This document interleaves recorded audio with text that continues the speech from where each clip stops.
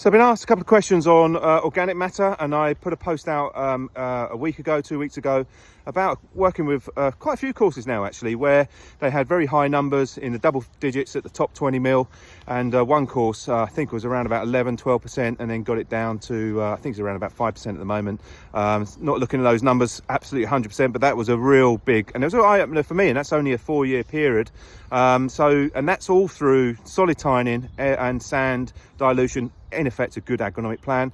The big question comes, two questions on that is, you know, do you need to physically remove? And it's, I know a lot of guys talk about this. My feeling is yes, if the data tells you.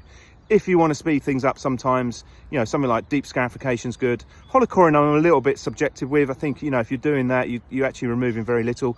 But, you know, if you go deep scarification, you can really rip a lot of that organic matter out the top 20 mil. But you have to do your data, you have to do your sampling, you have to test it, you have to know what you're trying to achieve. But if you want to do that through non-physical removal, you know, having worked with clubs, I see that work very well, and I really don't have any issues with that.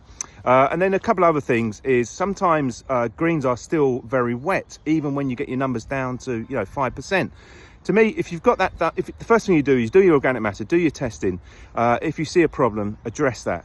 But if that still doesn't give you what you want, which is, you know, dry, firm greens in the off season, if that's what you're trying to achieve, then the next thing is drainage. You know, that would be how I would look at it. I'll do my organic matter testing first. Obviously, if contouring is an issue, you might need to put an isolated pipe in. That's understandable.